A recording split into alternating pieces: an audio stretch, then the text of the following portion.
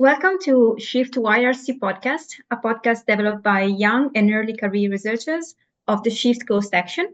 For more information about SHiFT, take a look at the details in the channel description. I'm Silvia, and I'm here with Carlos.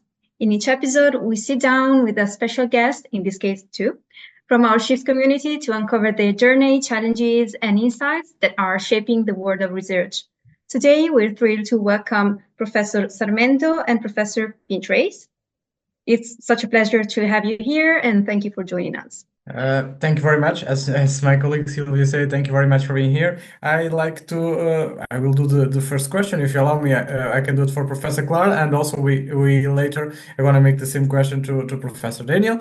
Let's start at the beginning of your journey. Can you tell us a bit about your academic background and career journey so far, and maybe the moment or experience that spark your interest in your specialization?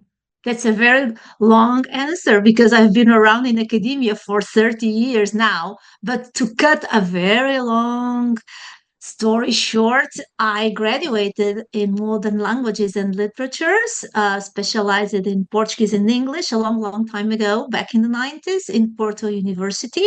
I specialized in the option of research. And then I was lucky enough to get an award that allowed me to spend some time in Brown University in the USA, where I attended some lectures and did plenty of research on American contemporary literature. Okay, strange as it may seem, that was the journey, the path that I had to follow, just grabbing the opportunity. And that allowed me to conduct all the research of my master's in Anglo-American Studies, also at the University of Porto, while doing the research in the USA. I got that degree, and it was quite useful for career purposes because back then, after a few random jobs, I was able to join the faculty of the Polytechnic of Porto, the School of Business, more precisely. So I started teaching English for business students, then English culture for business students, and then the thing started to roll. And I entered the tenure track at the turn of the millennium, at the very same time that I was starting my PhD at the University of Porto in Portuguese culture. That's an interesting moment because I was a very well-behaved person, so I was trying to pursue a PhD in American literature as well at Nottingham Trent University. But I was feeling very miserable, not because of the university or the supervisor; they were so nice, but because I felt somehow that everything had already been said, written, and done about my research field. That in that specific moment was, well, the bit generation and frontier meet in the literature and so on, so on. And all of a sudden, I asked myself, what makes you happy while researching? What makes you happy? So I thought, I gave it a really nice thought. And there comes a moment when I really understood that what made me happy in my research was the fact not that I was sitting in a library, reading, studying, and taking notes, but walking in the nature, doing things, taking pictures, feeling the fresh air, the sea, the river, and all that stuff. And so it came to my mind that I would spend the week at the library studying, reading, and then I would only feel happy at the weekend when I would go to Rio de Aveiro, okay, that lagoon, the large estuary lagoon of River Volga by Aveiro. And I would walk along the margins and photographing Molliser boats, their panels, and I would photograph the cultural habits of the local communities. That was what would make me happy. So why not joining the two of them together? So I gave up the other PhD and I started my PhD at the Porto University on the cultural practices, representations of the Molliser boat, of the popular culture of Rio de Aveiro. So that was something that I was so happy about, so passionate about, and I'm still passionate about that. A part of that PhD was the research was done under the scholarship by the European Union. At the same time, I was building my career at the Polytechnic of Porto. And okay, then it was also awarded, published, but I continued at the postdoc level also researching the political implications of the Muliceiro paintings, because as we certainly know, the Muliceiro paintings are adorned with panels that are painted and handwritten by popular artists, and they have a message, sometimes very strong messages. So I analyzed that as well in political terms, under a political approach. I continued that, and in 2006, I opened the Center for Intercultural Studies at my university, and since then, it's been teaching, researching, and managing a research center, which is always quite challenging, as we certainly all know. So here we go. Here I am. Now I'm a full tenured professor, and still passionate about Muliceiros, culture, graffiti, street art, and again and again and again, everything that sends me out to the street for field work, photograph, walking, being in the nature, in the street. I don't care. I just want to be outside. And then I swear, I come back, I read my books, I underline and analyze my articles, and I do my writing. But I really need to be outside, moving in the nature or in the community, somewhere outside. That's my journey. Okay. I don't know what else to say right now. Okay. It's all about teaching, researching, writing, the usual stuff. I'm in the late stage of my career. Now I'm not going to sit and wait for retiring. No, not at all. I'm just going to do new things every day. And above all, work with young people. That is right now my biggest inspiration, motivation, and source of energy. And for doing something new every day, just like working with young people like you. That's that. I don't know what else, really. What a diverse background, and what the important change happened in that very decisive phase, a PhD. It's indeed a lot of decisions to take in a very difficult and a very stressful phase of our career. Yeah. Doing a PhD is hard. Change PhD is I believe is even more hard. It was just fun, really. I just took the funniest path. It was really amazing. I can tell you those were the best times of my life. I enjoyed myself so much, despite the deadlines and all that stuff. But I was doing something that I really, really loved. I really enjoyed. I think that is also a little bit what happens to most people who come from literary studies. We some way along the journey we make the cultural turn, as we say. Okay, so it just came naturally for me as well as for my colleagues to start in the languages and literatures, and at the beginning of the millennium, make the cultural shifts towards the cultural studies. That is my area, and I love it so much, so much. The right move for the right career, I think. Professor Daniel, I put you the same question. If you need me to repeat the question, it's okay, or you... Well, I mean, thank you, first of all, Clara, for sharing such a wonderful journey with us. I mean, I will do my best to follow that. It's a pleasure to be here, and to be able to share some thoughts on where things have gone. I mean, for me, there have been lots of movements in terms of different cities, and different disciplines, and different countries.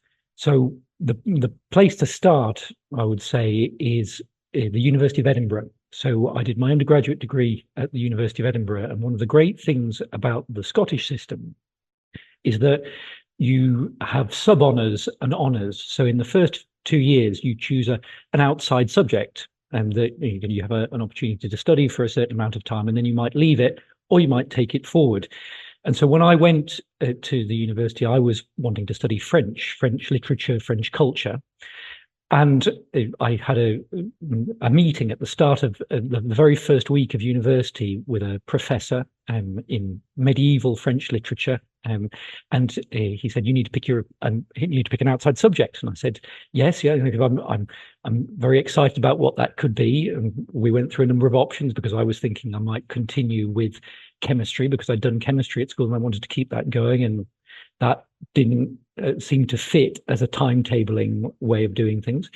So he said you could do another subject in the humanities, maybe another language. And I thought, great, yes. So what languages could I study? And he said, well, you have German, you have Scandinavian studies, Russian, and Spanish, Italian.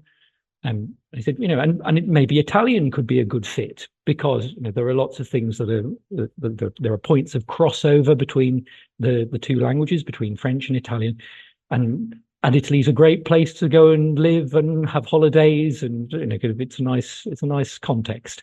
And I said, sure, maybe I'll take Italian then. And that decision was probably the most important decision in determining where I am today, because I've ended up now working in Italian academia as an assistant professor in a completely different discipline, and I'll come to that in a second. But that's where I started out, as a linguist, as working in modern languages. And so I was very fortunate at the University of Edinburgh to have great women who taught the language side to help bring on people's skills in being able to use the language. And then some really great professors, female and male, who introduced me to different kinds of cultural production, different kinds of novels and art, and particularly poetry. And I think probably the most important thing that happened to me in the rest of the degree was coming into contact with poetry, particularly poetry from the 1800s. And that became something that fascinated me. And then when I went on to my master's work, my postgraduate studies were presented as an opportunity to work more specifically on poetry from that period, particularly from about 1850 to 1900, in French and in Italian. And I didn't have a hugely specific focus at that point, but when I got to Cambridge to do the master's program, there was an introductory theory course. And as part of the introductory theory course, we were given a book, which is called Beginning Theory by Peter Barry. And that in that book, it talked about a particular type of approach to literature that I hadn't encountered before under this name. And that was eco-criticism, and then later on, environmental humanities. And so I then thought, well, maybe that's something that I could study in that literature, in those poems, and just see whether it would go somewhere. So then it became a question of saying, from the master's program and then on to the PhD, about trying to look at poetry by a variety of poets, and primarily poets from about the 1855 to 1870, through the lens of ecological literary criticism and eco-poetics. So looking at how certain ideas of the world, this might be nature with a capital N, or it might be cities, or it might be certain kinds of experiences where nature is coded as feminine, or women are coded as natural. And so I was then trying to explore that. And as I went deeper and deeper into the field, I became very interested in ecofeminism. So the way in which that ecological approach to cultural production, to poetry in particular, intersected with issues in contemporary feminism, and indeed going back to the origins of ecofeminism in French in the early 1970s, because the term ecofeminism was coined in 1974 by Françoise d'Aubonne. And so I was then interested in how that had developed in the French language space. And going on from there, after the PhD, I had a couple of teaching contracts in different places in the UK, in Durham and in Southampton. And so I was teaching language and cultural papers. And then the next step change was that I was very fortunate to get supported to have a fellowship, a research and teaching fellowship at the University of Bristol. And at the University of Bristol, I was working in the Department of French on a project which was looking at the development of industrial representations, particularly factories, smokestacks, and so on, in the 1870s, 1880s, and 1890s in material from France. So I had 2 years there to work on a project. And then after that, so this is in the middle of the pandemic, in the middle of the COVID-19 pandemic, I saw a job that was being advertised in Venice. And in Venice, there was a centre, the Centre for the Humanities and Social Change, that was looking for a team of research fellows in the environmental humanities to take forward a research agenda, an open research agenda in the environmental humanities. And so I applied for that, thinking that I wouldn't get it because I didn't have experience in Italian academia. But I was very fortunate to come across a group of people who were very open to people coming from different places, who wanted to foster work in that area. And so I went to Venice, and so I had a year there in Venice. And as I was coming to the end of that contract, the Italian government decided that it was going to release a large amount of funding for assistant professorships and early stage researchers and professors in an area that was identified at the time as green research.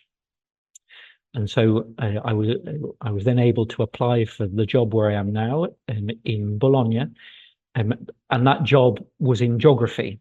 And again, I was very fortunate because the people were very open-minded.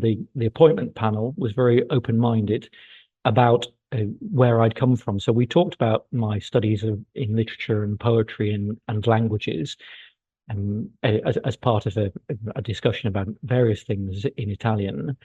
And they opened my eyes to the fact that I'd been using geographical frameworks and geographical ideas for a very long time. And so they took me on board as a literary geographer, a cultural geographer, and indeed a feminist geographer. And so where I am now, I've been in Bologna 3 years as an assistant professor in geography, is a discipline that people would say perhaps is quite different from where I started. But I feel very at home here. I've been made to feel very welcome. And it's really allowed me to develop the environmental concerns and indeed some of the political concerns and some of the human geography concerns that were already present in my work and are coming out more and more now. And I think it's precisely because of having this opportunity to be a geographer in Bologna that I was recently able to propose a project for a Marie Curie Global Fellowship, which is a feminist geography of women's industrial poetry in 19th century France. And the European Commission approved that project just this week. The result came out just this week. And so for the next 3 years, I will be working, I will be based in Bologna and then going abroad to work in Sydney at Macquarie University with a leading feminist geographer there, and at Florida State University to work with a leading literary critic and poetry specialist to do with women's poetry in 19th century France. And so I feel like there are lots of points, particularly in recent years, where people have given me a lot of positive energy, and what I've been able to achieve is thanks to a lot of other people, is thanks to a huge constellation of inputs and support. And so I feel very grateful for that, and I'm looking forward to going ahead with my career in the European context, because to me it's something that matters, that we all know how to work together, and that we try to go forward together to make a future that is more sustainable, and that is more diverse, that is more inclusive. And that's one of the reasons that I got interested in the cost action. And that's where I saw it, and I thought, yes, this is a great opportunity to be in touch with more people. Thank you very much for sharing your inspiring stories. Also, on a personal level, for me, it's great because I graduated in languages and I wrote my thesis in cultural geography. So for me, it's a big thing. You both also mentioned how you started your interest in environmental issues. So on one side, it wasn't more for a passion, and on the other side was discovery during your academic career. And on this topic of the environmental sustainability, I wanted to start to ask you, what do you consider to be some of the biggest challenges in sustainability, transformation, and climate resilience that young researchers should address today? Well, in my case, as I research also the urban environment, especially with a focus on graffiti and street art in Porto and other mid-sized cities of the northern region of Portugal, I would say that the one of the topics that strikes me the most, and that is something that I really want to pass on to younger generations of researchers and students, is in the area where we research, where we focus our research, that is Porto and northern Portugal, are the issues of over-tourism, gentrification, and rampant social inequalities that are deriving from this enormous and skyrocketing and uber fast development of the urban fabric of Porto. So this is indeed one problem of unsustainability that we are facing, first in the urban environment, but then affects all the other surrounding types of environment. So I would say this is one of the most relevant issues that the students and young researchers must bear in mind, the issue of social disparities, of economic inequality that stands at the core of the gentrification, of the eviction of people from their neighborhoods, from their houses, from the absolute changing of the urban fabric, of the urban cultural practices, and those changes brought by excessive development and excessive tourism impact the city, impact the urban environment in general. And then they also, in our case, they impact the coastline, the maritime and riverside communities. It has a general all-encompassing impact that goes from the rural to the urban and from the urban to the rural. So I would say that unsustainable development, over-tourism, and massive rampant gentrification are issues of sustainability versus unsustainability that impact all the strata of society, all areas, all types of approach to environmental issues. And that is something that young researchers have to be aware of. How social and economic disparities, exploitation stand at the core, as we all know, stand at the origin of the environmental crisis that affects all areas, city, outskirts, coastline, countryside, all the areas are affected.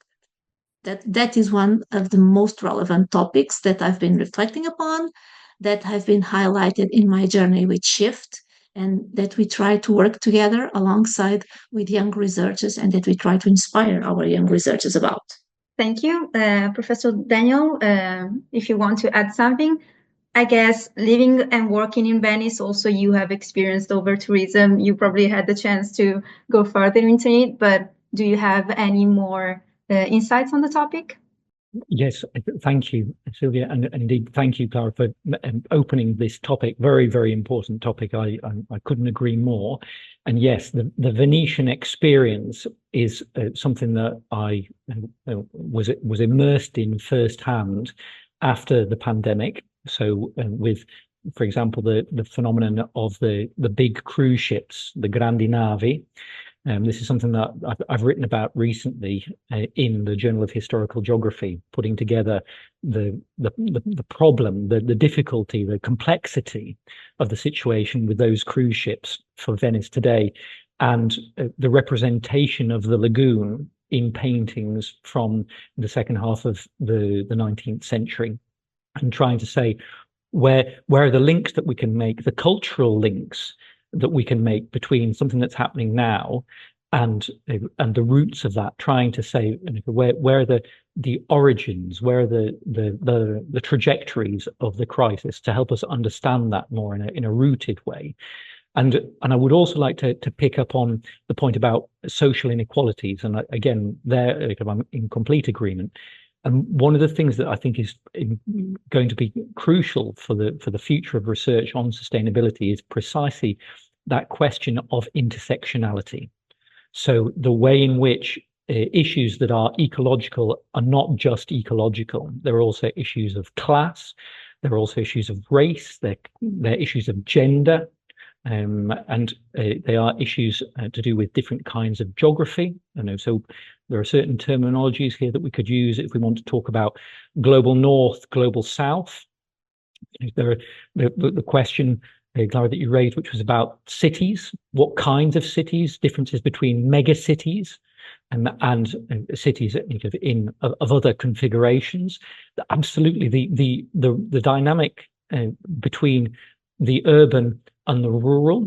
So, something that is very present in the Italian context at the moment is about what is happening in inner areas. So this terminology that gets used about, so areas that are at a distance from major metropolitan spaces, major conurbations, and what the future will look like there, and those dynamics. So in terms of tourism geographies, but also more broadly in terms of rural geography, regional geographies. And so that's something that is part of a national strategy and a major point of concern for sustainability of people's livelihoods, artisan work, but also certain communities that are growing or diminishing. So those things are very present. And one of the questions I think that I would like to see at the top of the agenda about sustainability is, and of course this is because of the journey that I've been on, is precisely about the contribution of people whose voices have not been heard as much. So to amplify the voices of people who are not as present in the conversation, or who haven't been given as much space at the table in discussions of different types. And this can be at the international level, this can be in the context of non-governmental organizations, this could be at the national level, it could be at the local level. And what I'm talking about here is the certain groups that have been marginalized because of the aforementioned characteristics, the intersectional characteristics. And at the same time, it can also be something that is very present, is there in everyday life, and yet doesn't come out very much. So one of the things that motivated me to do the project that I'm doing now is precisely the fact that in France in 1872, women were 51% of the population in the census, so 51% of the adult sex ratio. And where are their writings? Where are their voices?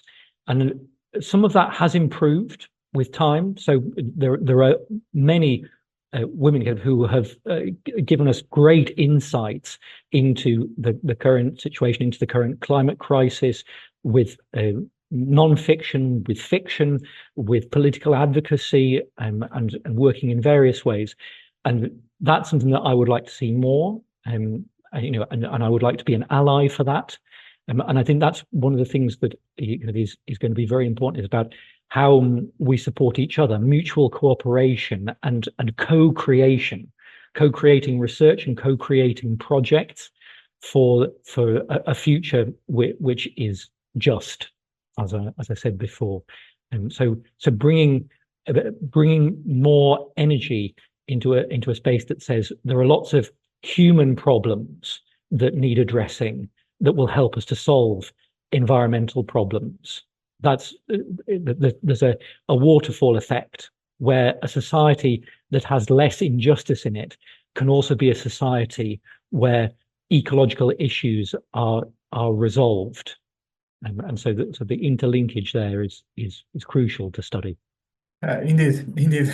But a very important aspect that Professor Clara and Professor Daniel bring to the table. But and about your own experience, what challenge did you face during your career path and in academy and in research? Is there a recent project or funding that you are especially proud or enthusiastic about?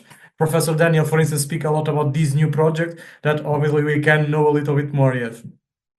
We can start with Professor Danielle if you want, or Professor Clara, as you prefer. Clara, if you would like to go first, I'm happy to wait. Okay, just to keep the order, if you don't mind. Okay, Of course, yes. Perhaps it will be easier, although certainly I totally agree. Those projects that you mentioned are absolutely fascinating. Concerning the issue of gender, which is always a very relevant topic in all sorts of approaches to academia and to research, one of our most recent projects I would like to talk about is especially the working group on gender equality across all the universities that compose Athena, European University, of small-scale universities, technical ones, that are together are going to develop a very strong and articulated agenda for gender equality and focusing specifically on gender issues across all sections. And again, comes intersectionality across all the sections of academic life, from the administrative procedures to access to courses and reaching up to research itself and to the most fostered issues on research, being in the arts, in the humanities,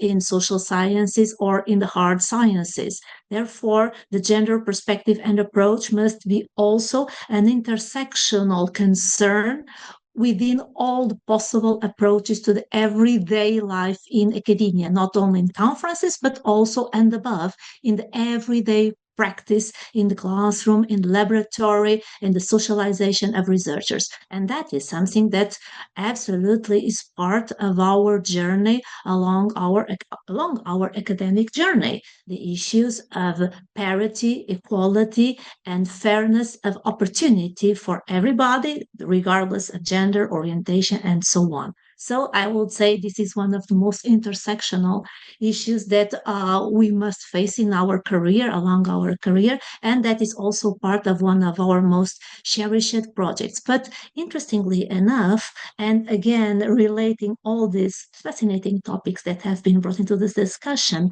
one of our most recent projects that we are so proud of is called StreetArtCEI project. Again, I was telling you about that. It has also been awarded Santander Award, also another recent award on culture and entrepreneurship, because there is also this idea, we have to be aware of the reality, also this entrepreneur approach to science, but that is another story. But this is interesting to see how our academic projects can also be addressed as thriving and profitable projects as well. But I would say that our approach to street art in Porto and northern Portugal has allowed us so far to understand messages from those silenced and ignored communities, because the communities that inspire, that create, and actually paint those pieces of street art, they have their concerns, they have their ideas, their problems, and also their solutions for issues of environment, over tourism, gender disparity, social oppression, political problems. And how do they express those issues, those problems, but also their own solutions? Through their artworks. So if you immerse yourself into the urban environment as well, if you learn how to look, how to see, how, as I usually say, how to listen to the walls of the city, you can find out incredibly interesting messages and solutions about the most pressing actual concerns of everyday life of those communities. Sometimes decision makers and stakeholders, they talk about big, distant issues, while the community itself is living within other concerns, within other messages and other problems, and they have their own solutions for issues such as the house crisis, for instance, political problems that affect the local communities, immigration, refugees. I'm talking about everyday concerns of the community that have to do with social and environmental sustainability. Also, the often silenced and ignored communities of Ria de Aveiro. I'm talking about poor peasants, poor fishermen communities, poor fishing communities, when they paint their boats, when they illustrate their boats, when they write on their boats, they are also expressing their own messages, their own concerns, and their own solutions also for the environmental crisis that affects more than anything a lagoon, just like Venice, and certainly just like the one of Aveiro. So here we are going back again to intersectionality. And we are talking about gender, environment, society, economic disparity. But if we listen to the hidden or silenced or ignored stories, messages, concerns, and solutions of those hidden voices, such as fishing communities, such as those marginal groups that paint the walls illegally, such as women, well, I think that we can access incredible, interesting documents, and we can access incredible, interesting, and very, very relevant solutions. So it's all about intersectionality. And that is also part of our journey in academia. It's all about intersectionality. Our journey has been intersectional by itself. If you listen, if we think about that, how we came from languages, literatures, chemistry, whatever, and we gathered with the cultural studies, environmental studies, feminist studies, which is also part of my journey. This is all about intersectionality and also how our own concerns in terms of gender, political orientation, social background, all that is part of our journey because that is all also a blended form of intersectional characteristics, identities, and also sorts of discriminations that we have faced, certainly. So I think this is all about intersectionality. Yes, and again, you make a number of really good points, Clara. So thank you. And I will just pick up on a couple of them. One of them is to do with method, and the other one is to do with personal journeys. And as you were saying about positionality and what it means to have a career in a certain way. So the first thing that I think I would like to talk about is the methodological question, which is you talked about listening and listening to the walls of the city, which I think is great. Just listening in general, I think it can be something that is extremely rewarding, but can also be very difficult in an interdisciplinary space. So the sorts of work that are going to be essential to having a world that doesn't go up in flames will be very much about saying, okay, how do people come together from different disciplines, different backgrounds, different walks of life, different locations, different political orientations, to work together on something in a way that is meaningful to each person involved. So how to create consensus, how to move forward together is a real challenge, because there are certain issues which can be to do with concepts. So a concept might be quite different for one person in one group or in one scenario, as opposed to a person in a completely different situation. So when you're talking about the people who paint their boats, that what climate change means, to that community, to that group, to those individuals, could be quite different from the people who are in the Marshall Islands, whose homes are being flooded and may never return from beneath the waves because of sea level rise.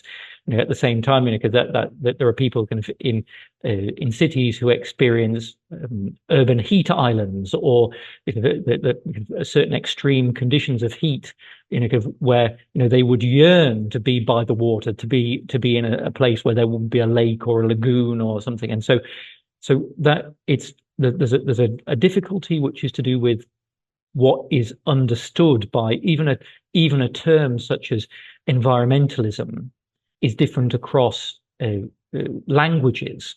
So the way in which this is rendered in French, in Portuguese, in Italian, in Wolof, in Farsi, in English, these the very concept means something different because of the way that it's articulated. And so there's definitely some work to be done there on language and on concepts and coherence and working together. So to come back to the question of listening, I think that that is one of the things that is difficult, but it's also something that can be extremely rewarding to find a space where people are really listening to each other, actively listening to each other, and trying to build something together to get some momentum going together. So that, as I say, that's the methodological side. And the other thing that I would talk about, which, and it's great to hear about Athena. It's great to hear about the fact that more and more initiatives of that type are coming through to support people on very different kinds of journeys through the university system. Because from my perspective, to talk about my own positionality, I recognize that there are lots of privileges in my background in terms of things that made my journey easier. So being a man, being from the United Kingdom, being from a certain kind of scenario where people believe that going to university was important. These kinds of things that have been enormous privileges and have opened the many doors to me, and that is absolutely not the case for a lot of people. And in fact, I think there's a need to have more initiatives, more complementary initiatives that try to say, okay, what is it that's going to create the absolute best and fairest and most dynamic community to help us move forward in this direction? Because I think what I'm trying to avoid at the moment is reinventing the wheel. So as opposed to saying, okay, let me tell you what feminist geography is, or let me tell you, kind of what it is, kind of that we need right now. To come back to the listening, it's actually saying there are loads of people kind of who have great ideas, and there are lots of people who are much better at things, certain skills and certain topics than I am. And what I think it's important to do is to recognize the different kinds of skills and different kinds of backgrounds, and support each other reciprocally, and to say, okay, this is where I can do something useful, and this is a point where I'm just going to be quiet and sit here and support, and try and do that. And I one of the things with the project, the Marie Curie Fellowship, is precisely about trying to support initiatives in local communities, to work with schools, to work with people who are local curators, to work with organizations on the ground in Sydney, in Tallahassee, in Florida, in Bologna, but not only, also in other contexts, to say these initiatives exist, and how can things feed into those, rather than creating a multiplication of initiatives that replicate each other, or that are perhaps less effective. And that so it's about saying where can the resources come from to make something a real success. And there's a lot of sense to having range. Range is very good, because so we want diversity, and in the same way that we want biodiversity, we want range, and at the same time, one of the things that we're balancing there is to think about then how do we all find something that we can all feed into. And that, again, is a real strength of the cost action, is a real strength of SHiFT in terms of thinking about where people's backgrounds and institutional experiences and different kinds of trajectory, some of which have been very precarious, some of which have been less precarious, and some people are more fortunate. Some people have had to do a lot of moving. Some people have been unemployed for long periods. Some people have had to completely change the way that they interact with these topics. Some people kind of have taken on different kinds of roles and different kinds of jobs, because they believe in this very deeply.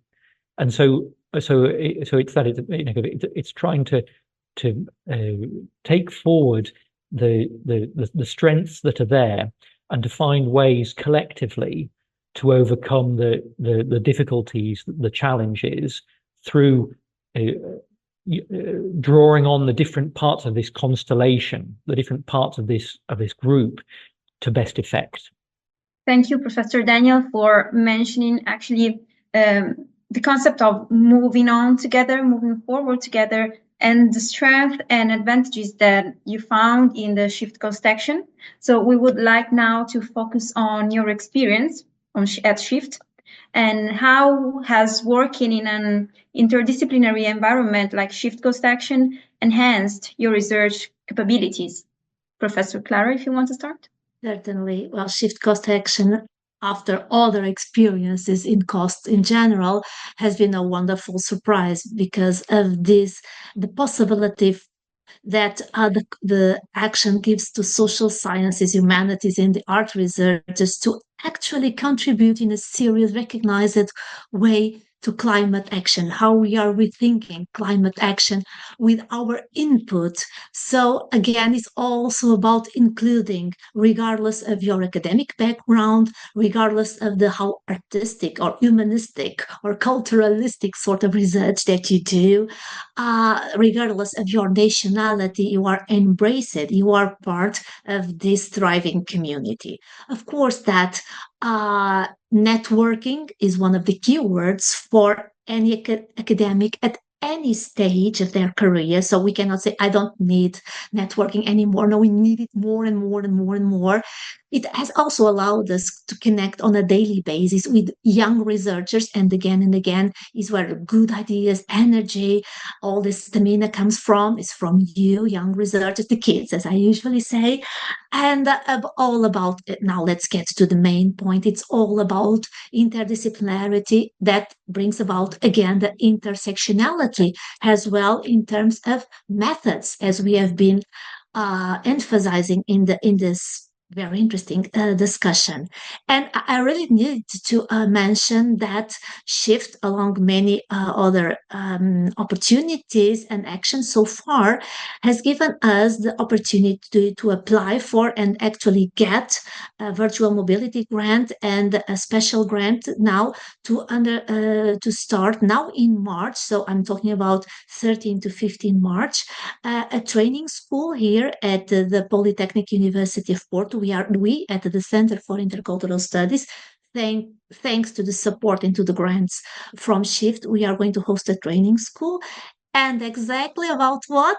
Methods on exploring intersections of cultural heritage and sustainability. So methods and intersectionality. We are going to be so fortunate to have here a very interesting international and lively group that is going to discuss arts, education, cultural studies, biology, sociology, even tourism. God, imagine even all these together, that we are going to discuss how these methods, how these inputs and scientific backgrounds can produce not only articles, not only pure research, but also applied practices and also a glossary. We are going to work on what do these terms, these concepts mean for each disciplinary approach, how they can work together, which sources are we working with while tackling these issues. So we are going to gather for 3 days. There is going to be also a socializing. There's going to be also a very interesting field visit to Cultural and Creative Industries Hub that also comprises the environmental concerns. So we are going to be, again, out there feeling the fresh wind in our faces.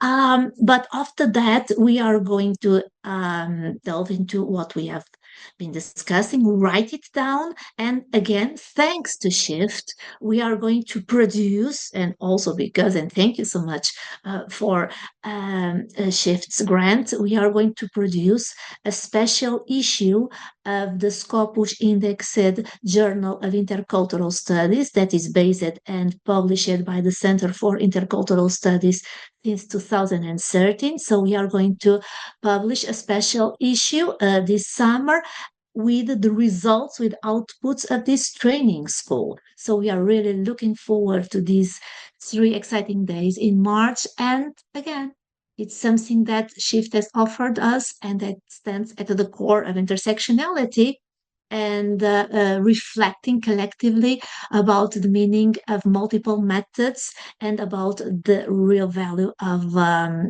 interdisciplinarity for the climate emergency. And always this how empowered, literally, I'm going to say this, how empowered we feel by having the social sciences, the humanities, and the arts for rethinking climate action. And one of the big moments that we had so far was the policy brief that has been recently published by SHiFT, that totally empowered our possibility, our role, the role of the cultural social studies, arts and humanities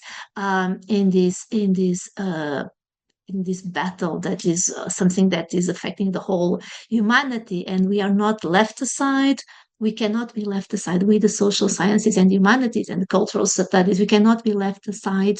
We have a voice to say. So this is not only the problem and the playing field of the hard sciences, is a common ground where we all get together and try to save the planet together. So this is what SHiFT has been doing in so many fields, and we are so happy for that.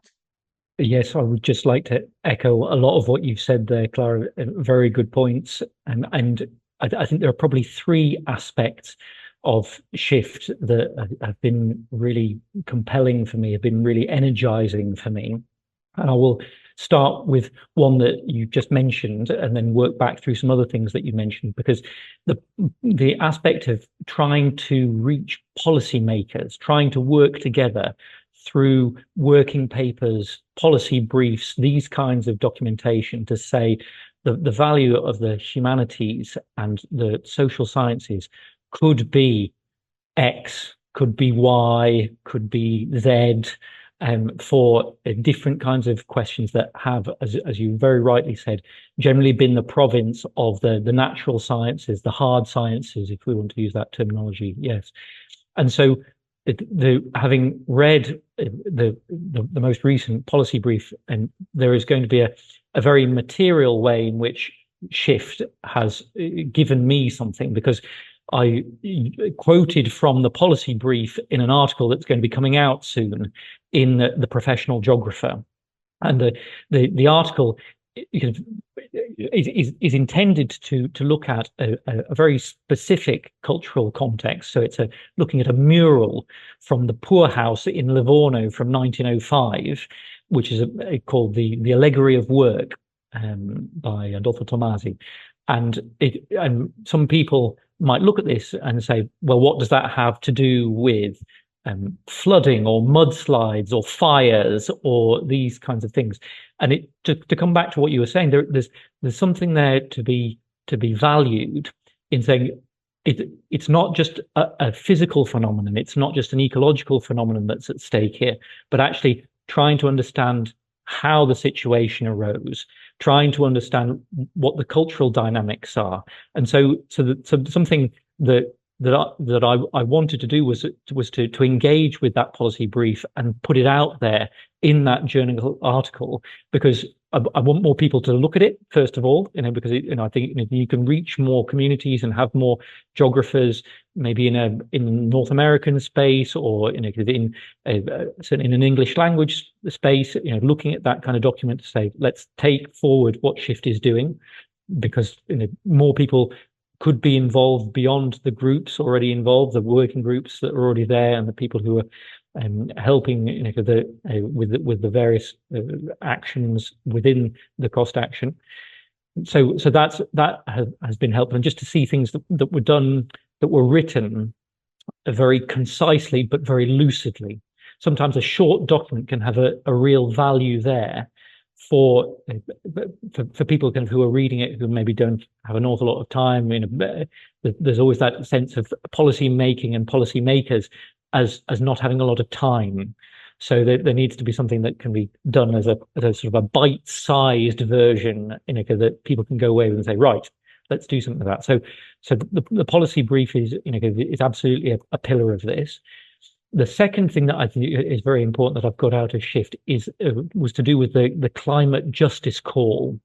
So encouraging submissions from people to convey a particular issue, a particular point of climate justice or a particular challenge that comes under the umbrella of sustainability from a creative perspective, and trying to say how can we use certain kinds of creativity, making a poster, making a video, a photo montage, something like that, to reach different kinds of audiences. And so I enjoyed and I felt very honoured to be part of that panel, that judging panel, to be able to look at those submissions and to be able to say, okay, this is a portfolio of work that deserves recognition, wider recognition, and indeed a prize. And so just working with people from different backgrounds and seeing the work that was produced to take that forward. And then the third thing that I think which is a much more fundamental part of the cost action, is precisely what you were saying about networking. And so to come back to the idea of what the network does, the different working groups, when I applied to the cost action, and okay, I can perhaps say just a little bit about that in a second, but when I applied to the cost action, I was very interested in particularly working groups 2 and 3. And I was looking at that and I thought, so there are methodological questions here. There's a certain question to do with materials. There's, there are lots of things where I could sort of intersect with that. And so I was looking at, how that could work. And I think when I saw it, and this one of the reasons that it's great to be at the University of Bologna now is that there was a lot of talk about cost actions and about applying to specific working groups and saying, just go and have a look and you might find people who have really great ideas and who want to work with you. And that has absolutely been my experience with SHiFT. I've in taking part in meetings and activities, I've learned a lot from people, and it certainly gives me enthusiasm for doing more things like it in the future. One thing that it has really brought home to me is precisely this question. So I think one of the prefixes that we keep coming back to, in this conversation, but also is something that is part of SHiFT as a whole, is the prefix inter. So interdisciplinary, intergenerational, international, and so the international element, in terms of reaching different countries and different people, that has been great, as part of SHiFT. And the thing that I think has really struck me is also a point that you raised, Clara, which is about the intergenerational. And I think that's something that I would like to see coming out more and more in projects for the future as well. Intergenerational solidarity and intergenerational energy, because as you were saying, there's a lot of energy and new ideas that can come into the system. Sometimes there's a sense that where are the ideas going to come from? Where's new coming from? Where are the people who really have a sense of something that's happening on the ground, that are really keyed into something? And so that can come from years of experience, that can come from decades of experience. So somebody who knows a context very well, or is very interconnected, to come back to very interconnected with certain kinds of groups, a longitudinal approach. And it can also come from people coming into a particular scenario. Now, this can be an academic scenario, or people who have taken on roles that feed into SHiFT, from a variety of backgrounds, but are coming in with fresh ideas. And I think it's the melting pot, it's the cauldron, it's the mix of all of those things that is something to keep building and to keep reinforcing within SHiFT, and indeed heading into the future. And because that is something that I think gives us all energy, and also can be a helping hand in the right circumstances, to say, when people find themselves in difficulty, when people find themselves in precarious employment, when people find themselves wondering whether the idea that they're working on it makes a lot of sense, or will people ever listen to you?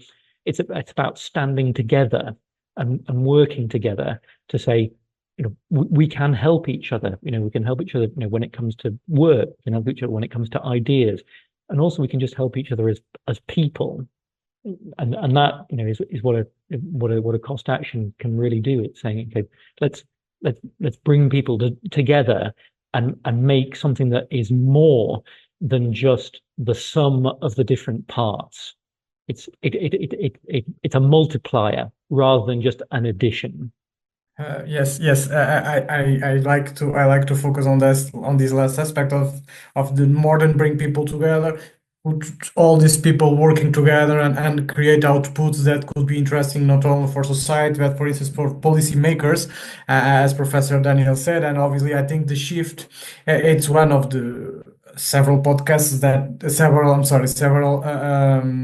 cost actions that indeed try to do it and with very, very good outputs. The reports that Professor Clara Sarmento speak about it, the question that we are here all together with very, very different backgrounds and contribute to this huge project. I believe that SHiFT, it's very, very good and have a brilliant future because can reunite us all and put all of us backgrounds working together on this. So also in focus on the role of SHiFT and your experience on SHiFT, are there any particular initiatives or aspects of SHiFT cost action that you have found especially beneficial and directly impact your research and your career development?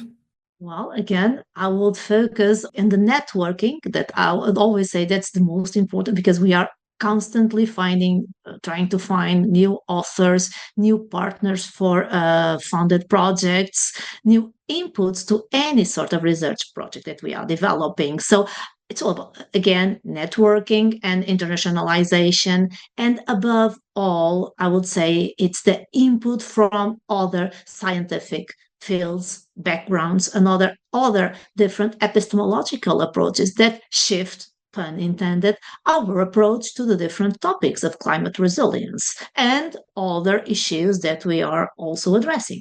So these different input from different scientific areas, I would say it's one of the most impactful inputs that SHiFT has made so far, personally speaking, in my career as a professor and as a researcher. Also, this democratic way of working side by side with a researcher from all stages of career, from all ages, has also impacted the way that we address our students, I would say our colleagues that work alongside us, long-standing career professors within the office, within the laboratory, within the research center. We are all members side by side in equal terms of the SHiFT cost action, be it Young Researchers Council or any other working group. So we work together in SHiFT. So we also work together in the classroom, during the master classes, during the PhD classes, while standing in the office and working together and researching together. So this, I don't know about other contexts, but in the Portuguese context, in the Portuguese academic context, this idea of parity, of working side by side, of trying to tear down the hierarchies that are such a problem of Portuguese academia, this has to be done. This has to be carried away. And we have to import these good practices from SHiFT, not only import and apply them as something that is alien, but put them actually into practice in our everyday life, work, and socialization. So in my personal case, and certainly in many other cases, we are literally doing that in our everyday life and routine, working side by side with our students, with the younger generations, as we do in SHiFT. If we do that in SHiFT, why not at our university, in our research center, in our classroom? We all work together within this practice of co-creation. It's about sharing knowledge and co-creating knowledge and practices. And also, there are two moments from the policy brief that is a pivotal document, as far as I think, that have very much impressed me and have also impacted my own work and my own approach to research. That is the relevance, it hasn't crossed in my mind. I always consider that something minor, of minor importance, but it is here in the policy brief, is the shared sense of purpose. We have to engage in research projects, in teaching projects that provide us and all students and our co-workers with a shared sense of purpose. That is so relevant. And if this is part of SHiFT's policy brief, it has also got to be part of our everyday practice also in academia. And when the policy brief states that we must use strategies that emphasize factual and solution-focused messages, of course, to counteract sensationalism and false information, we also have to do that in our research, in our teaching. Pass on, communicate solution-focused messages, positive messages, to show, to prove that what we do in the social sciences and in the humanities is also a solution as any other, has got an impact, is part of our common knowledge, of our common purposes, is relevant, and it does have an impact in everyday life, in our social practice, and also in our environmental and climate concerns. So I would say that these are some of the main impacts that being part of SHiFT Co-Station has had in my everyday practice.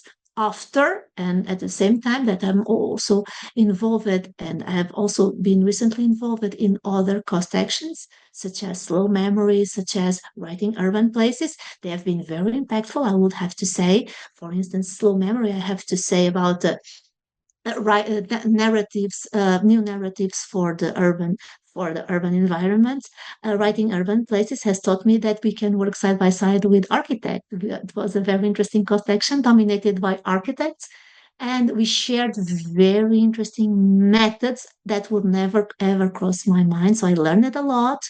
And I got very interested, very interested in methods that come from the visual arts, from architecture as well. So again, blending, intersectionality, collaboration across disciplines. But SHiFT indeed has brought this intersectionality, this collaboration, this interculturality, I have to say this, to another level. And I'm so happy to be part of it. Yes, Clara, absolutely right. And I would like to go ahead with a couple of the points that you mentioned, and then maybe add one thing that is on a more personal note. So the two of the things that you mentioned, one is to do with epistemologies, and the second thing is to do with that sense of being energized in everyday practice. And so what SHiFT has given me is precisely this sense of opening up epistemologies from other people and other disciplines and other places. So it's very insightful to leave what can be sometimes quite a specific disciplinary silo and quite a specific context for having to work, because everybody has a place that you have to sit, a place that you have to develop to go ahead in a certain kind of trajectory, and whether that's a national trajectory or whether it's a disciplinary trajectory or whether it's a personal trajectory. There are lots of dynamics there. So trying to understand knowledge formation and knowledge production is something that has come through in SHiFT in the different working groups, just in discussions, but also in some of the activities and some of the outputs. Academic outputs and outputs that have been more creative and geared towards different audiences, all very important in that sense. So tools for understanding and tools for also learning how to adapt to other contexts, so to help other people understand what I might be saying, or what my background tells me about something in particular. So definitely that. The second element is obviously related, and so this dynamization, this energization of everyday practice, because what SHiFT does really well is to bring people together and to say we can create a lot of sparks, a lot of a lot of moments of connection that give us something to take back to the everyday. So the way in which my practice has evolved in Bologna, my practice as a geographer, my practice as a teacher, my interactions with colleagues, these things have been informed, have been shaped by SHiFT. And in terms of the way that, for example, in my department, so it's a department with archaeologists, with anthropologists, with historians, and so as a geographer, in speaking to people now, I think more about, okay, when I say something, I think I'm saying this, but what is somebody actually hearing, or what's at stake in those dynamics, and how do we use boundary concepts or boundary objects where people can say, this is at the boundary of my discipline and it's at the boundary of your discipline, and that's where we meet, and that's what we can take forward. So precisely what you were saying before, I'm totally in agreement. And then the third thing that I just wanted to mention, in terms of like an impact on my career, thanks to SHiFT, is in a very specific context, which I think is pertinent to the Young Researchers Council, in that when it came to writing and indeed rewriting the Marie Curie fellowship proposal, which is something that, as people at an early stage of the career might be considering, I just want to dwell on it for a second. So the three sections of that form are excellence, then impact, and then implementation. And I think one of the key areas for me that was helped by SHiFT was particularly in thinking about excellence. So excellence is 50% of what you get marks for. So it's the biggest part. And there's a part of it where you have to say, what's the state of the field? So how are you describing this to people? And also, you have to get a sense of what's the method, what are the methodological innovations? And SHiFT gave me a sense of saying, okay, I know that I have to be able to go very deep to say that there are some experts who will want to know certain things about this, to know that I'm not just making it up, that I'm not some charlatan who walked in off the street and said, I'm going to talk to you about poetry. So that is important. And at the same time, there will be people who will look at this who might have an interest in the area, who might think that it's worthwhile. And at the same time, they will have a different kind of knowledge, a different kind of background. So something that there has to be something where that can be both of those parts of the spectrum, and indeed everything in between, can be addressed. So in looking at the proposal and thinking about writing that part, I thought, okay, so what would happen if I gave this to somebody from working group 2 who's not a geographer? What would they see? Would they understand where I'm coming from? Would they agree with me? Would they disagree with me? And so thinking through different disciplines, is something that SHiFT fostered, nurtured.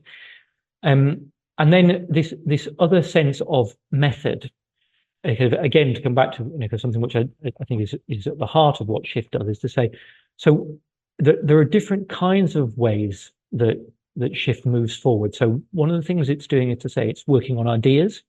One of the things it's doing is to work on dissemination. So like sharing, platforms for sharing and so on. And something else is saying, where do we go to find things that we're not expecting? And so in trying to construct a method, which in the case of the fellowship has to exist over 3 years, I took that on board. And I said, okay, so what if if you try and map those things to discovering, datafying, and then deconstructing. And so those became the 3 pillars, 3 elements of my project, to say, so what does it mean to go out and find things in the archives, or to look for things in unexpected places and to bring those voices out? Then how, in the second phase, how does that work get shared with people? So is this a question of digitization? Is this a question of saying, okay, what platforms already exist, and where do new ones need to be created, and do new ones need to be created? And then the third part of it is actually take time for slow scholarship, to as much as we possibly can in this hyper accelerated world, and with all the pressures that exist in academia, but not only. But to say, what does it mean to take time over things, to come from the humanities and the social sciences in particular, to read slowly, to think slowly, to work slowly and carefully, to work with care. And that is something that came out, I think, of a lot of the discussions, either explicitly or implicitly within the different working groups in SHiFT. And so yes, so that these things then, in rewriting and in refashioning the proposal in that way, that had a clear sense of contributing to my career and in my trajectory in terms of being able, to rethink something that then allows the project to get funded.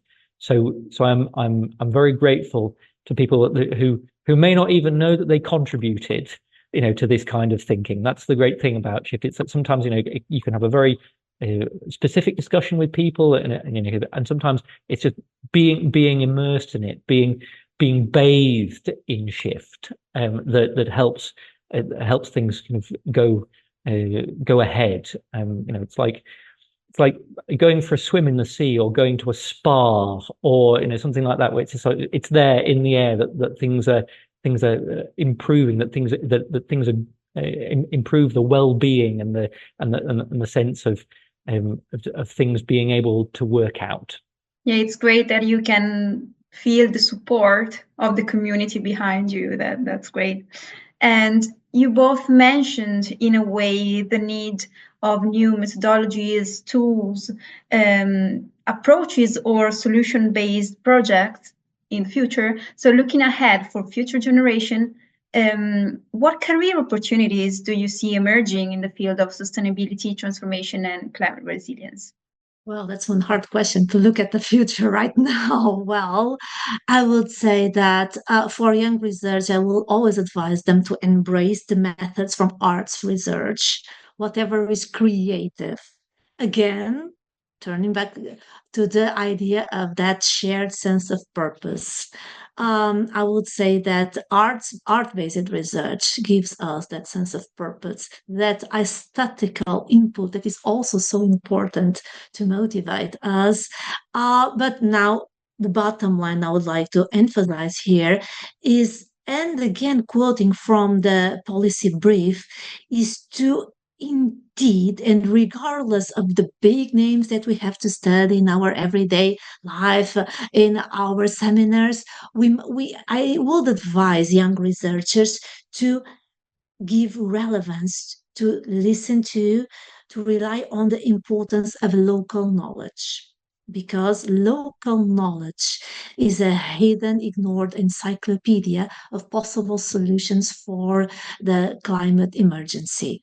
From the hidden voices of women to the silenced voices of long forsaken, forgotten communities, to the immense amount of knowledge that is stored in the brains of the older generations about to disappear. And along with them, we are going to lose languages, we are going to lose solutions, practices, art forms that are going to be lost. So I would encompass all these ways of creating knowledge as I will call it local knowledge. And that those local knowledges, those small forgotten, hidden, silenced hubs of local knowledge, I would say that they are some of the most relevant sources that younger generations must consider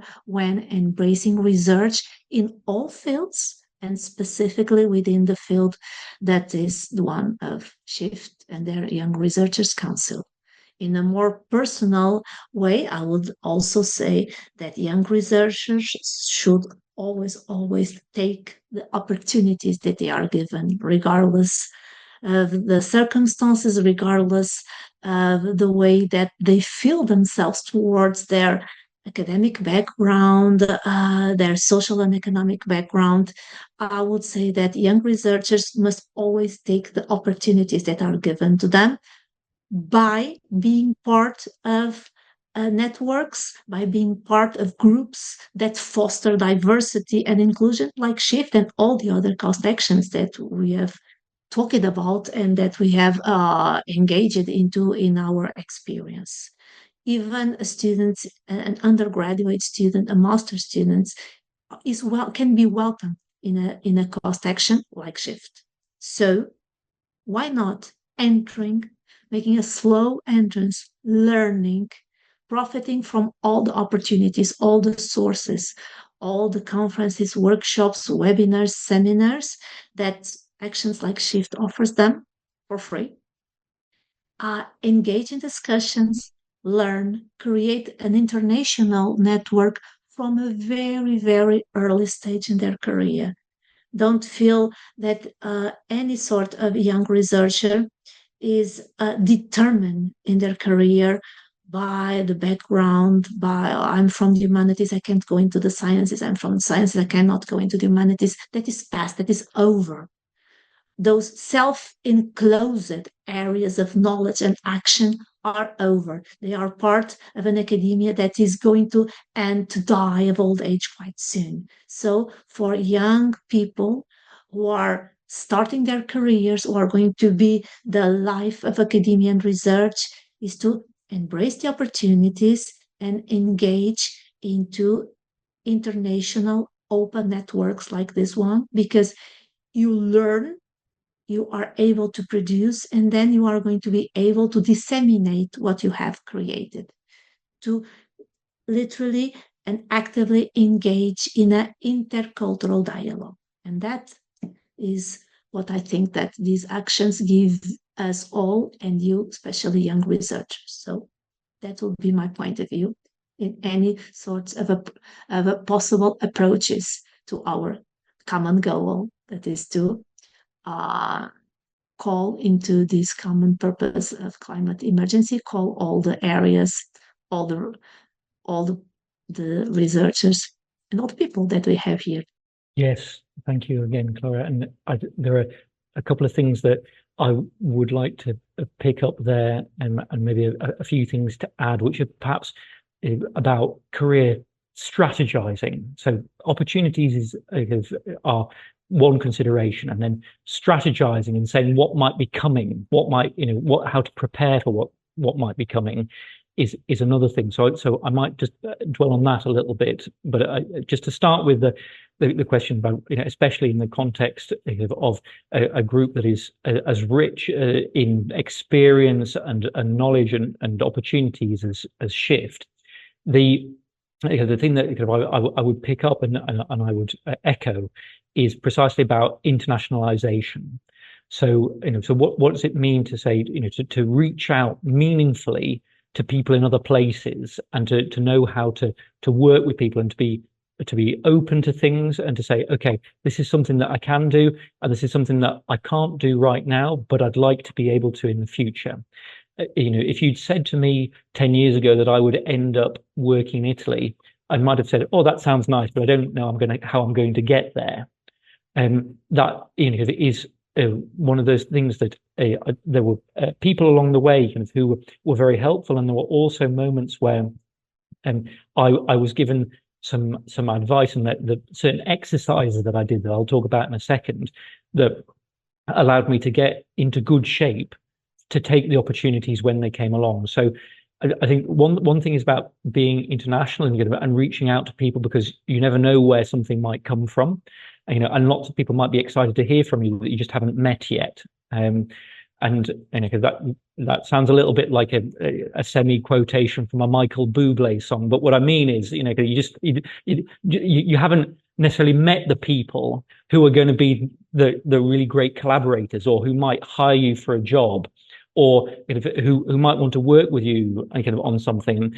And there have been lots of moments where, so some of my closest friends and greatest collaborators came from me going to a conference, In fact, I can say, with absolute clarity in 2, 3, 4 cases, that a single conference was the moment where things really took off for me. So I went to a conference in the United States in 2013, which was 19th century French studies, and there I met one person who's at Middlebury College, Julien Weber, and he and I had a conversation after a panel and over dinner, and we went on to to come up with journal issues, and we've seen each other again in a number of different contexts, and that was wonderful. Similarly, the same year, about 6 months earlier, I went to the conference of the Society of 19istes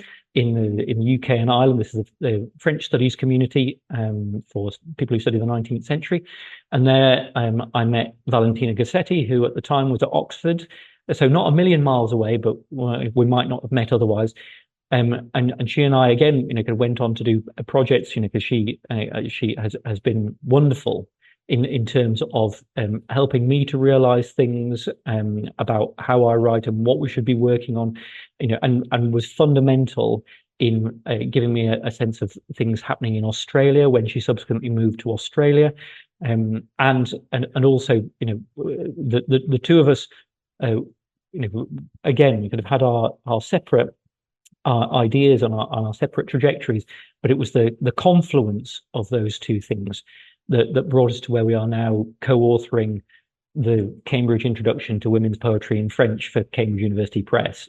So those meetings can take you places that you just wouldn't go otherwise. And so the international aspect, definitely.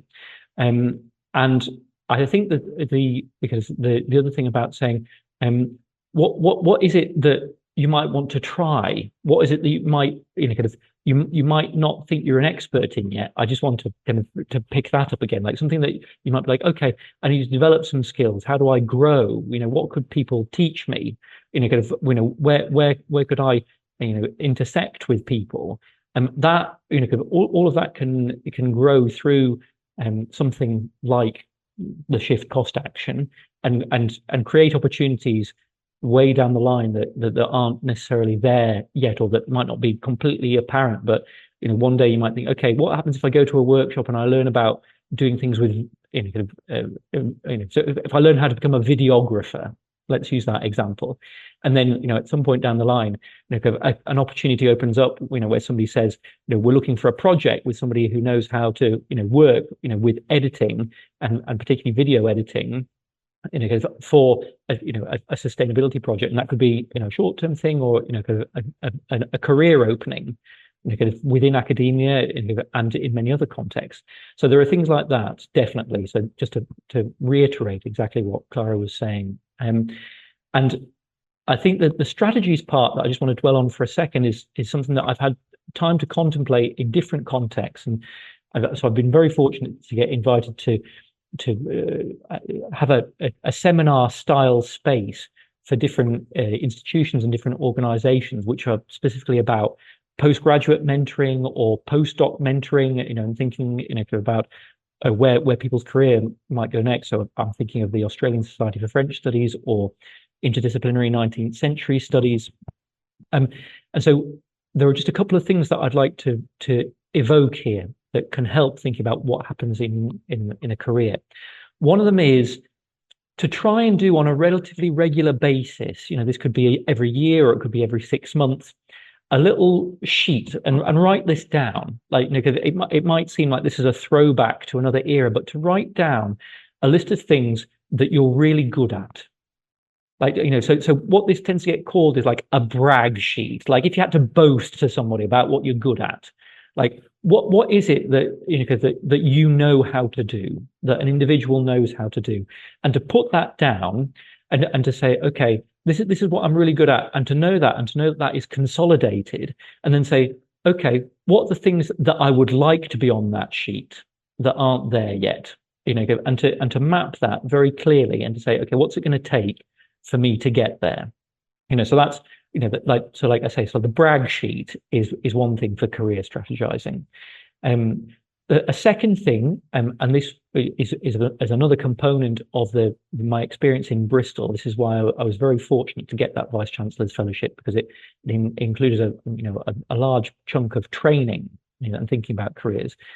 The second thing is basically, if you can imagine on a page a cross with 4 quadrants, and in those 4 quadrants, if you look at your day-to-day life and your priorities for the future, you can designate them as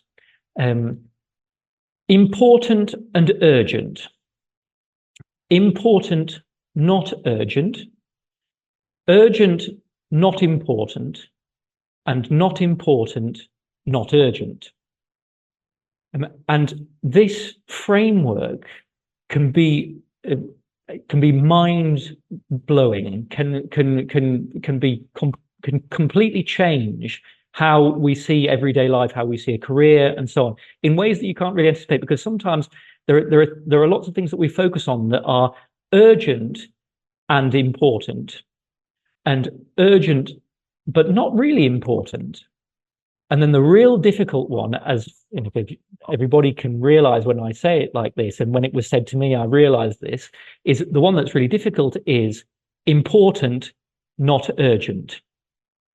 And so again, these kinds of things for like strategizing out a career, could just and being able to learn these kinds of techniques and checking in with ourselves, checking with with our own well-being. How are we feeling? Are we able to take advantage of opportunities, like self-care, knowing ourselves and caring for ourselves, so that then there is the opportunity to go out and to take a step for the career. So as much as saying that there might be something specific, as I say, it could be something to do with social media and the talents of a videographer, that could be something quite concrete. And there's also another side of it, which is to say, to future-proof and to horizon scan, is something that can really pay dividends. At the time, sometimes it might be like, this seems like I should be writing an article, or I should be collaborating with somebody, or I should be going to another conference, or all these kinds of things that can distract from it. But the time is crucial. The time that devoted to that pays dividends. And one final thing that I want to mention here is the importance of being able to tell the story of a career. So this is complementary to the brag sheet, but different. And I was very fortunate, again, in Bristol to work with a professional storyteller, Claire Murphy, who's based in Bristol, with a workshop of people who came from different disciplines, and people who became my very good friends, and people to whom I would turn for advice about research, and also just about life, and that was focusing on how stories are told. Like, how do we talk about the things in our careers? How do what kinds of stories are there? Do we want to tell a story that's dramatic? Do we want to tell a story that has a happy ending? Do we want to tell a story that has phases to it? Different episodes. Do we want to tell a story that seems more like a utopia, or do we want to tell a story that seems like a dystopia? There are lots of ways that stories can be told, and actually the tools of telling our own stories are not something that might occur to people every day, because we tell a lot of stories in life, but how often do career stories get told, and how often do they get told well?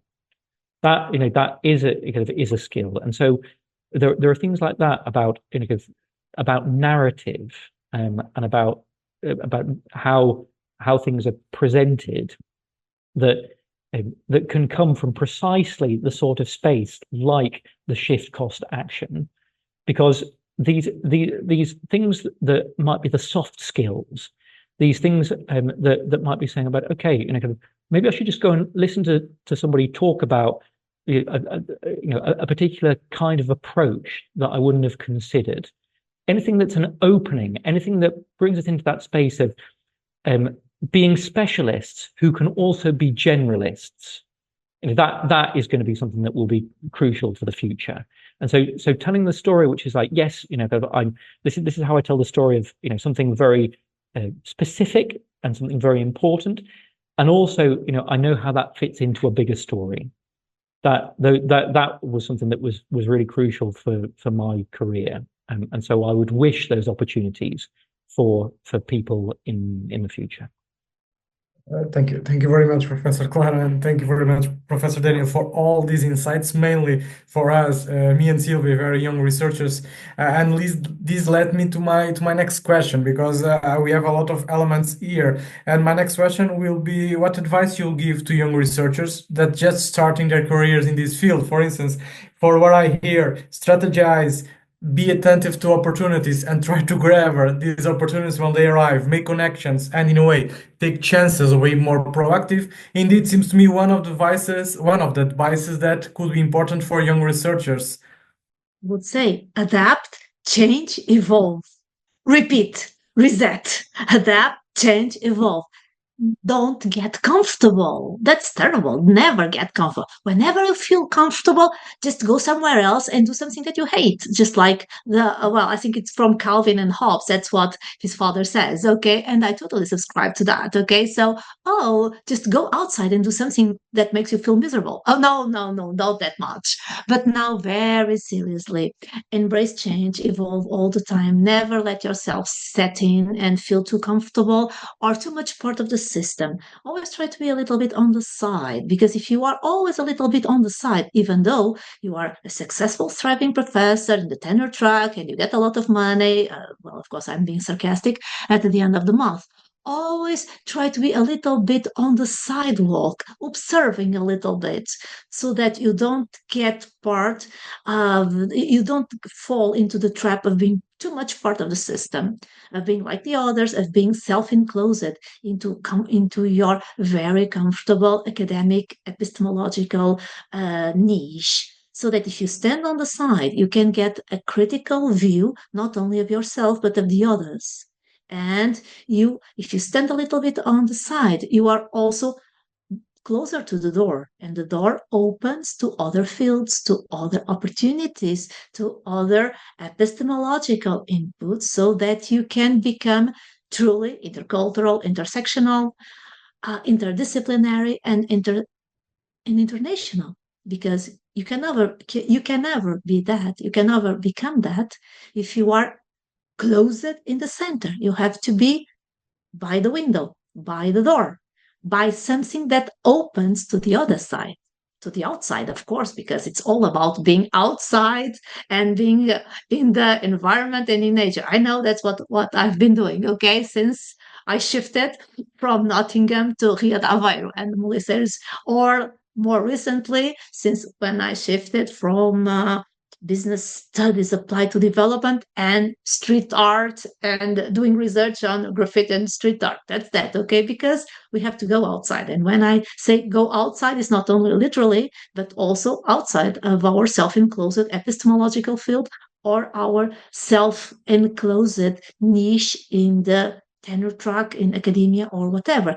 Let's see what's outside, what interconnections we can do, so that we can literally adapt, change, evolve, repeat, because that is the path to empowerment, to evolution, and to a solid career in academia. With all the problems that we face, we all face them, especially in the old-fashioned, self-enclosed, hierarchical Portuguese academia.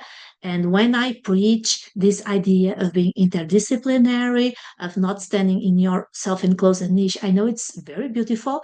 However, then we know that, at least in Portugal, that whenever applying for a position in the Portuguese academia, your background, the niche where you fill into is very relevant in order to get a position, in order to be even admitted to a competition for a certain position. Because the first thing that is assessed is the area, the specific bureaucratic area of your PhD, the area where you took your PhD, and only within a specific area you can apply to a specific job, because job positions, they have to be placed inside a specific area, administratively set, and those administrative niches don't accept yet intercultural and interdisciplinary or transdisciplinary backgrounds or areas of previous research. So I know there is reality and there is wishful thinking, but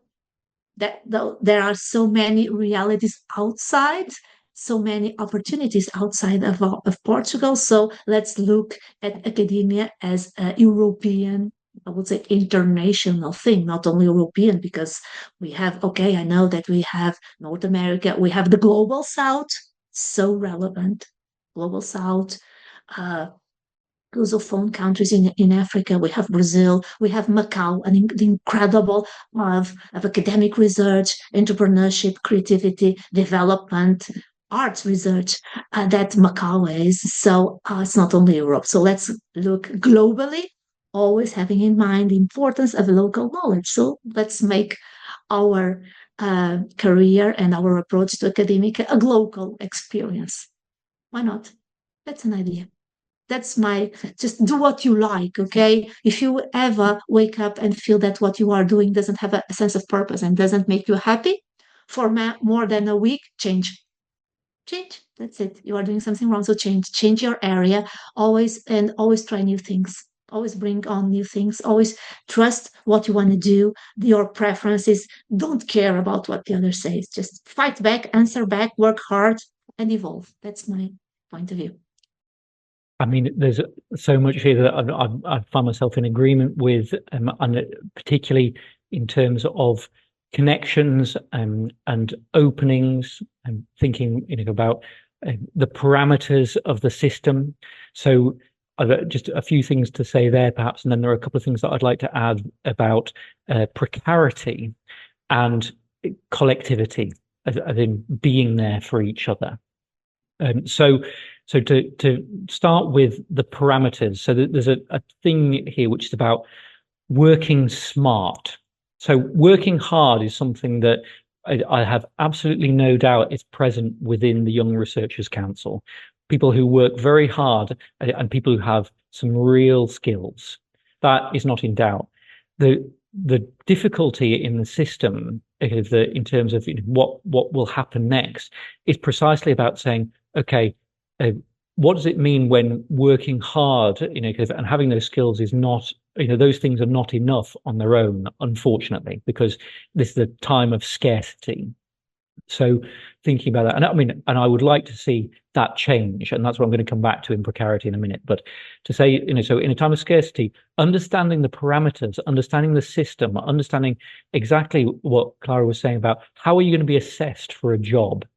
So, are there certain journals? Are there certain funding streams? Are there certain institutions that have certain priorities? Is it important, to have done something in which is public engagement? Is it important to say I've attended this conference, or these things, and to be very smart about it, to be very savvy about it? And again, this is not world-changing advice. This is just knowing about what the essentials are that can allow something to happen. The second thing about connections is definitely something that has been fundamental for me, and is something that can emerge through SHiFT and particularly through the YRC, because it's saying what is it that I could do for somebody else, and what is it that another person could do for me, and trying to find a space where what you have to offer, and what you're looking for from other people, and this is not about a transactional arrangement. This is about saying, okay, let's try and meet and have a meeting of minds, and a meeting of trajectories, that can go on together, that can add something to each other. So doing something like that. So thinking about those new kinds of connections that might not lead to something immediately, but who knows, in 3 or 4 years, it may be that you know somebody, and then they end up in a different context, and they say, oh, it would be great for you to come and give a talk, or I've been thinking about this thing, and I want to introduce you to such and such, and to do that meaningfully, not to try and take advantage of the situation, but to try and say, okay, to build good connections, mutually beneficial connections, is something that is again fantastic and is crucial. And then the third thing about openings, about saying, knowing when and how to create openings. Sometimes the potential for that is limited, but where there's an opportunity to exercise your own agency and to say, okay, now I can act. Now, in this circumstance, perhaps 75% of the time, I have to be in reception mode. I have to just go with the flow. But that 25% of the time, when there's a chance to act, saying, okay, open the window, open the door, exactly what Clara was saying, to be ready for it, and to know, what the things are that are the real openings and the openings that you want. Because, just because the door is open doesn't necessarily mean that it's always best to go through it. It's, as we know from recent horror films in particular, Hugh Grant and so on, but let's not dwell on that right now. The just thinking about those openings and what, and making openings as well as responding to openings. But the two things that I really want to focus on for advice are to do with precarity and collectivity, to come back to those. So this is an extremely precarious moment, and this is not news to anybody. And I think in precarity, because of the way in which certain systems have created problems and put people in difficult and sometimes, frankly, untenable situations, it's about tackling precarity head on and finding allies in precarity. So something that's happening in Italy at the moment is a national alliance of precarious young researchers and at different universities. So people who are doing doctorates, or people who have recently completed doctorates, and indeed, people that go up into the different levels of Italian academia, and trying to have that sense of solidarity. And saying, okay, precarity is something that is extremely difficult to experience on a day-to-day basis. And sometimes it's frankly crushing. And to recognize that and to articulate that and to do something with that. Because the fact of trying to carry a burden alone can be something that is terrible for people's well-being, people's psychological health, but also for relationships and also for the quality of work that people can produce. So naming precarity and acting on precarity and saying this is a time for alliances and working together to try and to have a political impulse and to try and say, okay, what do I have the capacity for? What do I have the bandwidth for to act? And where do I need people to act on my behalf? And this is, I think, to come back to the issue and the question of intergenerational solidarity. Sometimes it's going to people and saying, I need you to fight this fight with me. And in fact, I need you to fight this fight for me. So something about to come to very specific career advice is to go to people and to know what to say to people when help is really needed, when support is really needed, and to articulate that very clearly, and to say, okay, let's try and be constructive about this together, about this very difficult situation. And that obviously links into collectivity, and what it means to be part of a collective like the Young Researchers Council within SHiFT, which is already a collective in itself, but also other collectives, and trying to say, yes, the individual has to exist, because an individual has a career, and what that means, and yet the individual can't be where we stop, because it either we all get there together or nobody gets there, because fundamentally, because if just one individual kind of has all the success, then where's the team? Where's the reality that is created around that something which is more than just the single experience, and saying if in a time of difficulty, where are the opportunities to lift up our friends and our colleagues and our peers, to say not just to stand in solidarity with people and to say, yeah, I hear you, but actually to say, I want to try and help you get what you want. Mutual aid, is going to be fundamental, because trying to do the lone wolf approach can also be very difficult, can make things very bitter, and can be extremely isolating. Obviously, lone wolf, and also it's that takes things away from the system, from saying that it makes people vulnerable. And in fact, by saying, okay, I want to be there for you because I just think it's important to be there for you, and not because it's mercenary, not because there's something that's going to come from it, but just to stand with each other.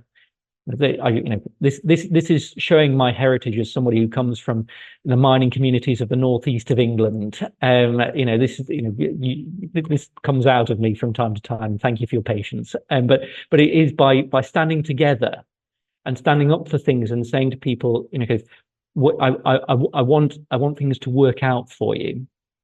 That is what I would hope is going to see us through, and I think that is something that could really be a game changer for the careers of people kind of who are constructing right now and trying to develop, and looking ahead to what that group, what that cohort could do, generationally, as well as specifically professionally. So thank you for these advices, because I think one of the goals of this podcast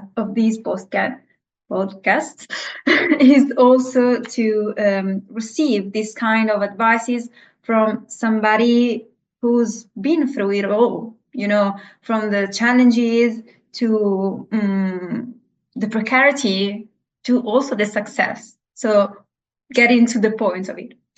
And anyways, speaking of intergenerational work, we both have already given us many extensive advices and insights on future developments in the field in general.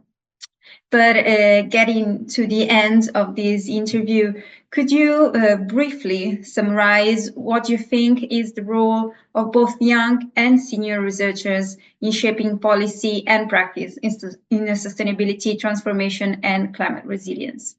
I would say that the role of senior, in my specific case, now I have to quote from the specific practice of the Center for Intercultural Studies, and we are so committed in this issue. The role of senior researchers is to literally create opportunities for younger researchers to stay in academia and being able to research.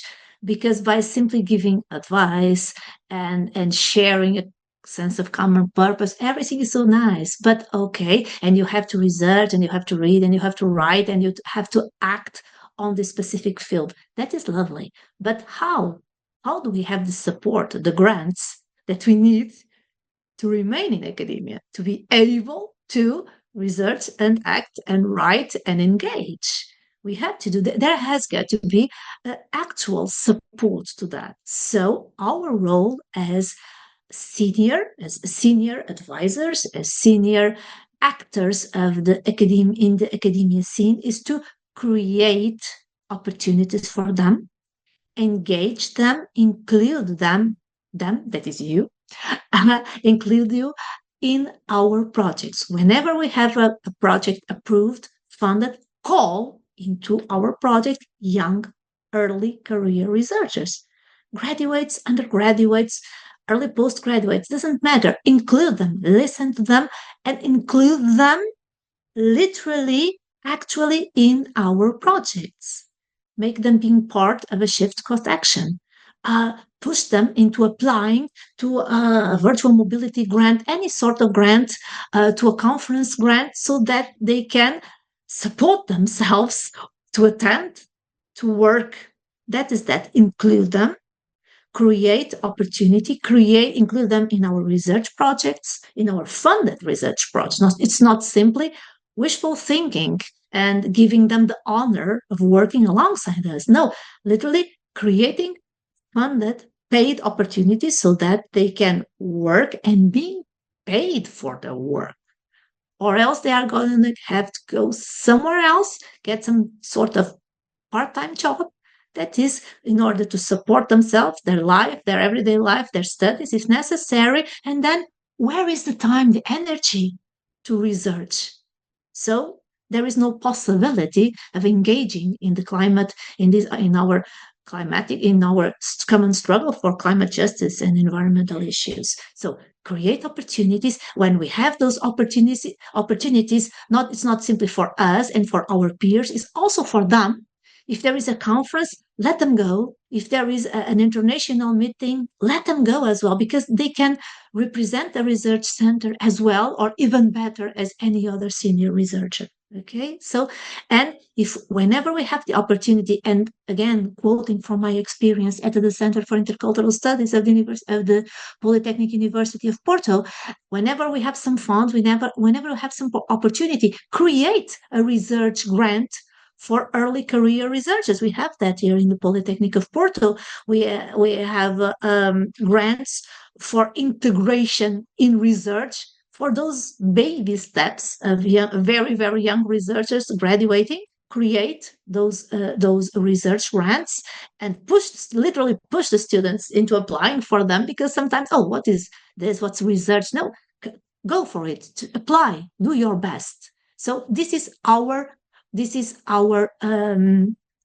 duty, to create opportunities so that you can work, engage, research, but being paid for that. It's not simply wishful thinking, because that wouldn't even be fair. That wouldn't even be sustainable, because why do we have to be paid to be professors and lecturers, and you are being given the honor of working alongside us just for that? No, you have to be paid for that. Okay, so that is the first thing. Include the young researchers in every opportunity that we have, in every international mission, funded project, and create research grants for you. Whenever there is a chance, whenever there is a position open, disseminate it among our students, or among our young researchers. And again, a more general bottom line, instigate on the young researchers also that idea of self-reliance.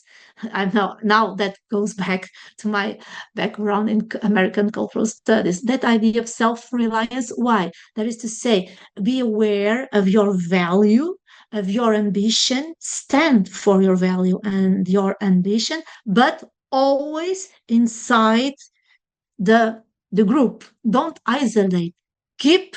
Don't get isolated, as Danielle said so well. Keep to your values, to the value that you know that you have, to your ambitions, but among the others, within the group. There is to say, never believe that there is no place for me. There is a place for you. You don't have to be isolated. You have to be among the others, among all other researchers, other academics. Keep your value. Be aware of your value. Be aware of your ambition, of what you want to do, but don't isolate yourself. You should be self-reliant enough, know your worth well enough to say, I'm going to keep to my ambitions and values, but inside academia, and grab the opportunities and be part of the academia, because I can make a difference. So the value of younger researchers is exactly the same as any other senior researchers. We have to co-create and work together for the common purpose. Yes, definitely. And I will just follow up on those 2 points in brief, because you've said those things very well.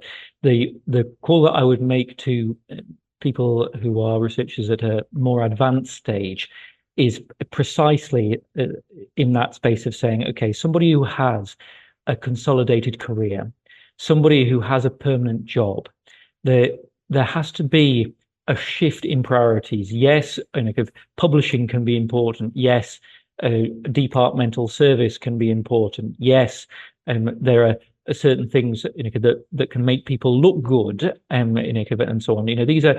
These are all things that are weighed up by individuals at various points in their career.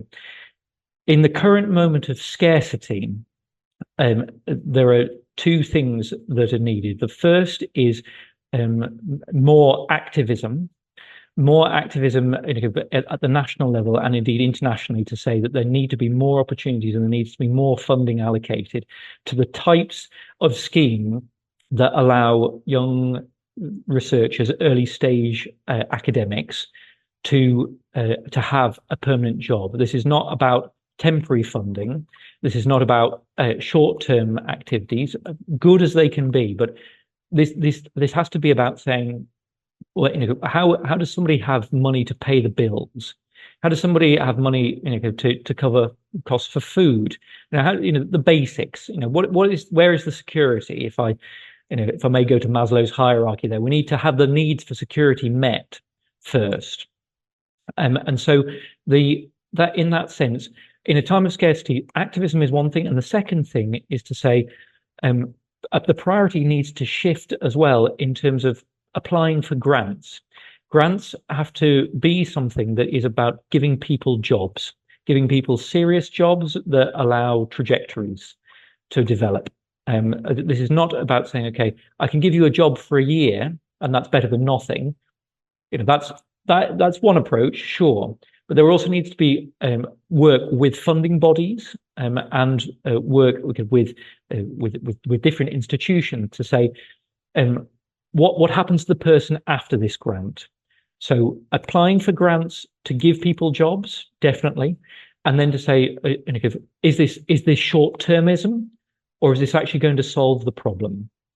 Is it going to go some way to solving a problem?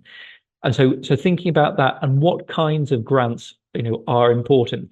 Some people might think about funding grants which are to do with mobility, like the one that I'm going to have. Mobility is something that people might want. People might also want stability, just to stay in one place. Because it's about having different funding schemes that are well funded and that respond to the circumstances of what people need, and to be inclusive and diverse in the workforce that is created. And then to come back to the early career academics, that stage. Absolutely, I'm totally in agreement with the thing about knowing your value, and knowing what it is that is you want to do, and knowing when you're not happy. And this is something that, again, seems very basic to say it, but if what you're doing is not satisfying, is putting you in a position of increasing precarity, then there are two options. Well, there are more than two options, but there are two options to say, okay, I want to take back control. One is to say, I'm putting a time limit on this.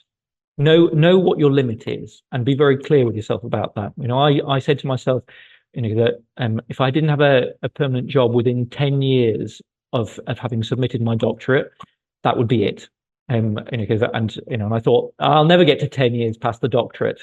And the time goes by. So being honest with yourself and saying, how long do I think I can last? How many hits, how many positive hits, but also negative hits am I prepared to take?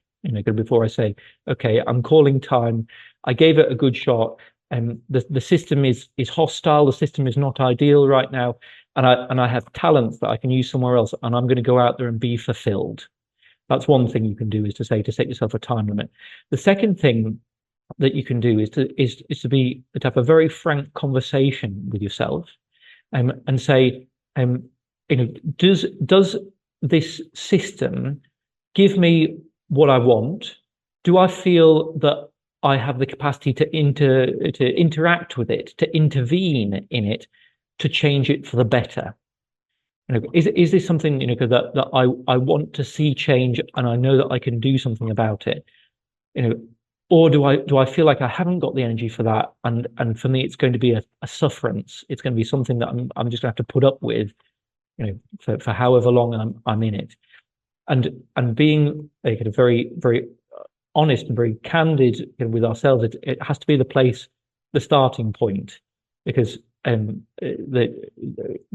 can be a space for thinking about opportunities, and there can be a space for cultivating certain things, and things that can be accepted. What's more acceptable, what's less acceptable, but the career advice that I'm offering here is really about saying, be kind to yourself, and be honest with yourself, and find a space either to make it into the academia that you want, or to say, do you know what, I have plenty to offer elsewhere, and I go on my way happily, and I go on my way, to offer those skills, and I know that I'm going to make a great contribution. This is not about the quitter's complex. This is not about something that sort of like, if I don't make it here, I don't have any worth. On the contrary, there are so many ways that worth can be expressed and recognized, and it's just about trying to find the space for your own worth to breathe, to really get the recognition that it deserves. What a very important ideas and insights that I know that it was very important for us, young researchers, and indeed for everyone else. So that brings us to the end of this episode. A big thank you to Professor Clara Sarmento and also to Professor Daniel Finch-Race. Thank you very much for sharing these valuable insights, these valuable ideas that we learn a lot with all this. And thank you to our listeners for tuning into the SHiFT YRC podcast. We hope you are leaving with new insights, inspiration, and maybe even a spark for your next project. If you enjoyed this episode, don't forget to subscribe, share it with your network, and keep an eye out for more episodes. Stay curious, stay connected, and we'll see you next time. Thank you.